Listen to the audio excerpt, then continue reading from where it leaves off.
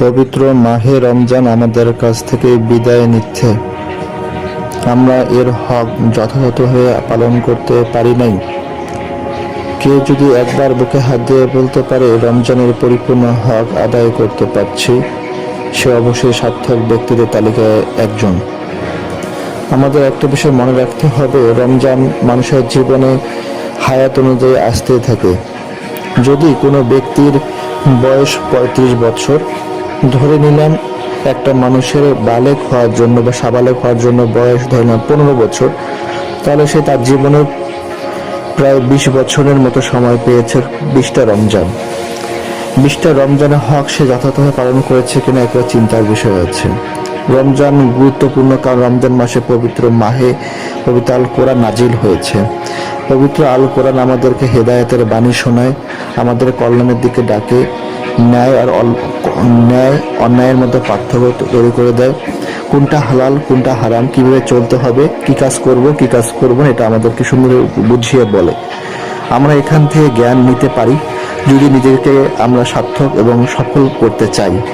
আল্লাহ তাআলা বহুবার আমাদেরকে কোরআনের জ্ঞানগুলোকে আহরণ করার জন্য বারবার নির্দেশ দিয়েছেন, কিন্তু আমরা কয়েকজন পেরেছি?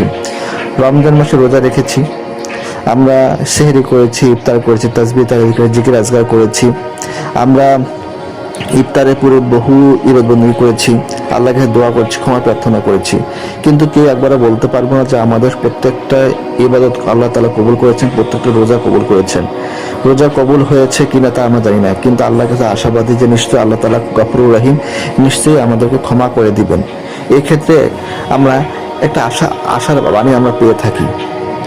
আবার একটা বিষয় লক্ষ্য রাখতে হবে, যারা আমরা রোজা রেখে বিভিন্ন ধরনের অন্যায় অশ্লীল কাজের সাথে জড়িত, আমরা চুরি, ছিনতাই, ঘুষ, রাহাজানি, ব্যভিচারী, কত ধরনের বিভিন্ন ধরনের পাপের সাথে যুক্ত, যে পাপগুলো আল্লাহ তাআলা কখনোই ক্ষমা করবে না। এবং রোজা রাখার একটা ভালো গুণ হচ্ছে মানুষকে সত্যবাদিতা বা সাদিক হওয়া শেখায়, মানে সত্যবাদী হওয়া শেখায়।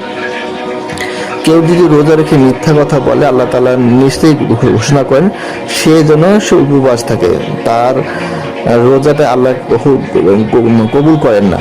তো আমরা এটাও দেখেছি, লক্ষ্য করেছি, রোজা রেখে কত মানুষ বিভিন্নভাবে বিভিন্ন জায়গায় মিথ্যা কথা বলতেছেন, প্রতারণা করতেছেন। আসলে এটা মোটেও ঠিক নয়। এতে করে কি যে সারাদিন না খেয়ে থাকার হলো, কিন্তু দিন শেষে ফলাফল আমি পেলাম 0, কোনো লাভই হলো না আমার।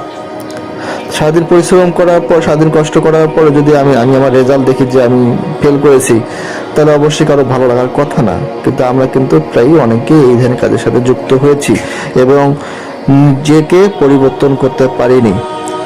রমজানের যথাযথ হক আদায় করে আমাদের সামনের দিনগুলোকে সুন্দরভাবে কোরআন সুন্নাহ অনুযায়ী চলার তৌফিক দান করুন।